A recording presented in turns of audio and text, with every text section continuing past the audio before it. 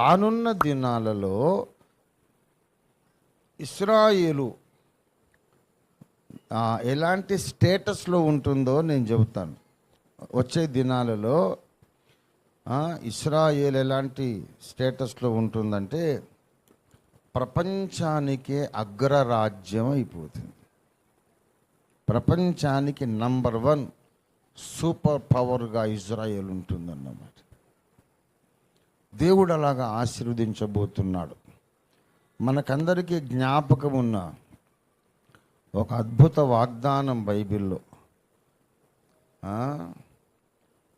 శాశ్వతమైన ప్రేమతో నిన్ను నేను ప్రేమించుచున్నాను గనక విడువక నీ పట్ల కృప చూపుతున్నా. ఈ మాట ఎవరిని గూర్చి దేవుడు అన్నాడు? ఎవరి ద్వారా అన్నాడు? ఆ ప్రవక్త పేరేంటి? యిర్మీయా 31వ అధ్యాయం. ఎవరిని గూర్చి అన్నాడు చూడండి. 31:1. యిర్మీయా 31:1. యెహోవా వాక్కు ఇదే, ఆ కాలమున నేను ఇశ్రాయేలు వంశస్థులందరికీ హల్లెలూయా దేవుడనయ్యుందును, వారు నాకు ప్రజలయ్యుందురు. యెహోవా ఇలాగూ సెలవిచ్చుచున్నాడు, ఖడ్గమును తప్పించుకున్న వారై జనులు అరణ్యములో దయనుందిరి గనుక ఇశ్రాయేలు విశ్రాంతి నొందునట్లు నేను వెళ్ళుదుననుచున్నాడు. చాలా కాలం కిందట యెహోవా నాకు ప్రత్యక్షమయ్యి ఇట్లా నేను హల్లెలూయా శాశ్వతమైన ప్రేమతో నేను నిన్ను ప్రేమించుచున్నాను గనుక విడువక నీడలా నేను కృప చూపుచున్నాను. ఈ మాట ఎవరిని గురించి అన్నాడు ఆయన? మనం స్వతంత్రించుకుంటున్నాం, రైటే, న్యాయమే. కానీ ఒరిజినల్ అప్లికేషన్ ఎవరికి? ఇది ఇశ్రాయేల్ జనాంగానికి. తర్వాయి వచనం చూడండి, 4వ వచనం.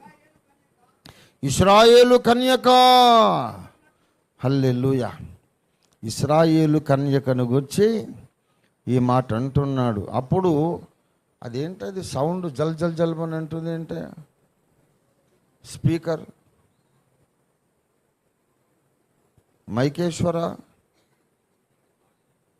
బాగలేదు స్పీకర్, మంచిది. యిర్మీయా 31వ అధ్యాయములో దేవుడు ఇశ్రాయేలు పట్ల కృప చూపినందువలన వాళ్ళు ఏ స్టేటస్కి వచ్చేస్తారో 7వ వచనంలో చెబుతున్నాడు. యెహోవా ఇలాగు సెలవిచ్చుచున్నాడు, యాకోబును బట్టి సంతోషముగా పాడుడి, రాజ్యములకు శిరస్సుగు. అబ్బా, ఎంత స్టేటస్ దేవుడు ఇచ్చేశాడు. The crown of all nations under the sky. ఇది ఇంగ్లీష్ యుగాంతం, the end of the present age రాసేటప్పుడు నేను హేము ఒక 20 వర్షన్లు ఏమో స్టడీ చేశాం. అద్భుతమైన the head of all nations అని, the crown of all nations అని రకరకాలుగా. అంటే టాప్ మోస్ట్ పొజిషన్లో ఇజ్రాయెల్ ఉంటుంది. రాజ్యములకు శిరస్సైన జనము యాకోబు. అతి త్వరలోనే అమెరికా 2nd ప్లేస్లోకి వచ్చేస్తుంది. ఇంకా అరబు యుద్ధాలు కొన్ని జరుగుతాయి. నేను ఎప్పటి నుంచో చెప్తున్నా. ఏదో సద్దు మడిగినట్టు ఉండి మళ్ళీ అటాక్ చేస్తారు. ఎందుకంటే అరబ్స్కు ఉన్నటువంటి సైనిక శక్తి మొత్తం నాశనం అయిపోతుంది. వీడితో పెట్టుకోకూడదురా నాయన, అనవసరంగా వాడితో పెట్టుకున్నామని నెత్తి నోరు కొట్టుకొని అరబ్బులందరూ మౌనంగా ఉండిపోతారు. ఇశ్రాయేలుతో పోరాడి గెలవగలిగిన శక్తి భూమండలంలో లేదు అనే తీర్మానానికి వచ్చేస్తారు. ఇశ్రాయేలుకు అసలు శత్రువే ఉండడు. ఇజ్రాయేల్కి అసలు శత్రువే ఉండడు. భూలోకంలో ఇక వాళ్ళని ఎదిరించిన మొనగాడు లేడు. ఎంత సూపర్ పవర్గా వారు నిరూపించబడతారంటే వాళ్ళు పడుకునేటప్పుడు తలుపులు వేసుకోవాలి, అడ్డగడియలు పెట్టుకోవాలి అనే బాధ కూడా వాళ్ళకు ఉండదట. అసలు వాళ్లకు ఎటువంటి డిఫెన్స్ కూడా మాకు అక్కర్లేదు అనుకుంటారట. యెహెజ్కేలు 38వ అధ్యాయము 11వ వచనం. నీవు దురాలోచన చేసి ఇట్లా అనుకొందువు, నేను ప్రాకారములు లేని గ్రామములు గల దేశము మీదికి పోయేదను, ప్రాకారములు అడ్డగడలను గవనులను లేని దేశము మీదికి పోయేదను, నిమ్మళముగా నిర్భయముగా నివసించు దేశం. ఇదంతా ఏ దేశము? ఇశ్రాయేల్ దేశం. ఎందుకంటే 12వ వచనం ప్రకారం ఆయా జనములలో నుండి సమకూర్చబడి పశువులు సరకులు కలిగి భూమి యొక్క నట్ట నడుమ నివసించు జనుల మీదికి. అంటే అనేక దేశాల్లో నుండి సమకూర్చబడి భూమి యొక్క మధ్యలో నివసిస్తున్న దేశం ఎవరు చెప్పండి? ఇశ్రాయేలు మాత్రమే. ఇశ్రాయేలు మాత్రమే. అలాంటి చరిత్రకి ఎవరికి లేదు. కనుక వాళ్ళు ఎలాగుంటారంటే తలుపులు లేవు, అడ్డగడియలు లేవు, గవనులు లేవు, ప్రాకారములు. ఇప్పుడు ఐరన్ డోమ్ అని పెట్టుకున్నారు ఒకటి. ఎవరైనా రాకెట్లు కనుక ప్రయోగిస్తే గాల్లోనే పేలిపోతాయి. అయితే ఇలాంటి డిఫెన్స్ సిస్టమే మాకు అక్కర్లేదు అనుకుంటారు.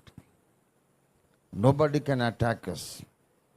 మాకెందుకంటే ఐరన్ డోమ్ లేదు, ఏ డోమ్ లేదు, హ్యాపీగా తలుపులన్నీ బార్లా తెరిచి పడుకుంటాం. మా మీదకి వచ్చే మునగాడు ఉన్నాడా భూమి మీద అనుకునేంత నిర్భయముగా, నిమ్మళముగా, నిశ్చింతగా వారు ఉండే కాలాన్ని మనము తొందరలో చూడబోతున్నాం. యేసు రాకడకు ముందే ఇది జరుగుతుంది. బాగా గుర్తుంచుకోవాలి. త్వరలోనే ఇంకా కొన్ని అరబ్ వార్స్ అవుతాయి, కంగారు పడకండి.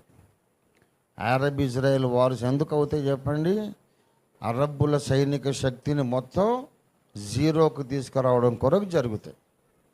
ఆ తర్వాత వాళ్ళు చాలా నిమ్మళంగా ఉంటారు కొన్ని మాసాలు, మేబీ ఒక 6 నెలలు అనుకో, సంవత్సరం అనుకో. ఇక ఇశ్రాయేలుకు తిరిగే లేదురా, వాళ్ళని ఎవడు ఏం చేయలేడని ప్రపంచమంతా మాట్లాడుకుంటూ ఉంటారు. వాళ్ళు కూడా ధైర్యంగా గుండెలు మీద చేసుకొని నిద్రపోతుంటారు. ఆ పరిస్థితిలో రష్యా, ఇరాన్, జర్మనీ వారి మిత్ర దేశాలు ఇజ్రాయెల్ మీద దండెత్తి వస్తారు. అంతటితో ప్రభు రాకడ కొరకు స్పష్టమైనటువంటి సూచనలు నెరవేరడం ప్రారంభమవుతుంది. ట్రిగ్గర్ అవుతుందన్నమాట. వాళ్ళు రావడం కూడా ఎందుకు వస్తారు అంటే రష్యా, ఆ సైనిక మిత్ర దేశాలందరూ నాశనమైపోతారు. అప్పటికింకా ఇజ్రాయెల్ చాలా బలంగా ఉంటుంది. ఆ తర్వాత ప్రపంచ ఏక ప్రభుత్వం వస్తుంది. అతడు ఇశ్రాయేలుతో సంధి చేసుకుంటాడు. 7 సంవత్సరాల వరకు నేను మీ జోలికి రాను, మిగతా ప్రపంచమంతా ఏలుకుంటాను, నేనే మెస్సియాను.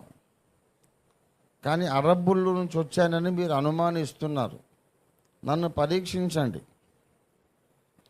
మీకు నమ్మకం కలిగితేనే నన్ను నమ్మండి, లేకపోతే తర్వాత చూద్దాం. ఒక 7 years I will not disturb you అని చెప్పి వాడు ప్రపంచమంతా ఏలుతాడు. ఇజ్రాయేల్ను మాత్రం స్పెషల్ స్టేటస్, ప్రత్యేక స్టేటస్ ఇచ్చి వదిలేస్తాడు. మీ రాజ్యం మీ ఇష్టం అండి, నేనే మొదటి రాకడలో మీలో పుట్టా, నేనే మళ్ళీ రెండవ రాకడలో మీ సహోదరులలో పుట్టా. మీ సహోదరులు అరబ్బులే కదా. ఇది మీకు అర్థమయ్యేదాకా టైం ఇస్తున్న 7 years మిమ్మల్ని డిస్టర్బ్ చేయనని ప్రత్యేకమైన ఒడంబడిక వాడు చేస్తాడు. వీళ్ళు సరే చూద్దాంలే నీ సంగతి అనుకుంటారు. అప్పటికింకా వాళ్ళు చాలా బలంగా ఉంటారు. తరువాత కాలములు అర్ధకాలం గడుస్తుంది. అంటే 3.5 సంవత్సరాలు, 1260 దినాలు, 42 మాసాలు గడవగానే 7 ఏండ్ల శాంతి ఒప్పందాన్ని వాడు భగ్నము చేసి, యూదులను మోసం చేసి, ఒప్పందం లేదు, ఏమీ లేదు, ఎవడ్రా నీకు చెప్పింది, యెహోవా దేవుడు కాదు, యేసు దేవుడు కాదు, ఎవడు కాదు, నేనే దేవుడను, ఒప్పుకోకపోతే తలకాయ నరికేస్తానని చెప్పేసి నిరంకుశంగా సైనిక శక్తితో వాడు ఇజ్రాయెల్ దేశం మీద పడతాడు. అప్పుడు యేసయ్య అంటున్నాడు, మీరందరూ పారిపోవాలి బాబు, ప్రాకారములు లేకుండా, అడ్డగడియలు లేకుండా, నాకు ఎదురొచ్చే మొనగాడేవాడురా అని విర్రవీగిన రోజులు ఇక పోయినాయి. మీరు పారిపోవాలి, అరణ్యానికి పారిపోవాలి. దానియేలు చెబుతున్నాడు, మత్తయి సువార్తలో చెప్పబడింది, లూకా సువార్తలో చెప్పబడింది, ప్రకటన 12లో కూడా చెప్పబడింది. పారిపోవాలి. అక్కడ కొండల్లో ఒక సేఫ్ ప్లేస్ ఉంది, మీరెవ్వరికీ కనబడకుండా నేను దాచిపెట్టి నేను మిమ్మల్ని పోషిస్తాను. రిమైనింగ్ కాలములు అర్ధకాలం, ఒక కాలములు అర్ధకాలం గడిచిపోయాయి.